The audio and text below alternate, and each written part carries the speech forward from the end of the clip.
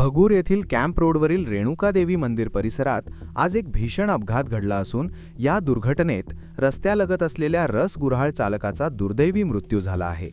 या घटनेमुळे परिसरात हळहळ व्यक्त होत असून नागरिकांमध्ये भीतीचे वातावरण निर्माण झाले आहे।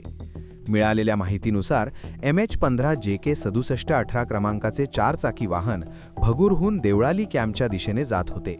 दरम्यान वाहन चालकाचे नियंत्रण सुटल्याने भरधाव वेगातील हे वाहन थेट रस्त्याच्या कडेला असलेल्या रस गुऱ्हाळावर जाऊन जोरात आदळले। धडक इतकी तीव्र होती की गुऱ्हाळावरील मशीन, लाकडी गाडी व इतर साहित्याचे अक्षरशः तुकडे उडाले। 4 चाकी वाहनाची धडक इतकी जोरदार होती की अक्षरशः रस्त्याच्या कडेला रस गुऱ्हाळाचे मशीन ओढत नेल्याचे दृश्यांमध्ये दिसत आहे। या भीषण अपघातात गुऱ्हाळ चालक मच्छिंद्र अबराव रोडगे वय 67 हे गंभीर जखमी झाले असून स्थानिक नागरिकांनी तत्काळ घटनास्थळी धाव घेत जखमीला बाहेर काढून रुग्णालयात हलवले। मात्र उपचारापूर्वीच त्यांचा मृत्यू झाल्याची प्राथमिक माहिती समोर आली आहे।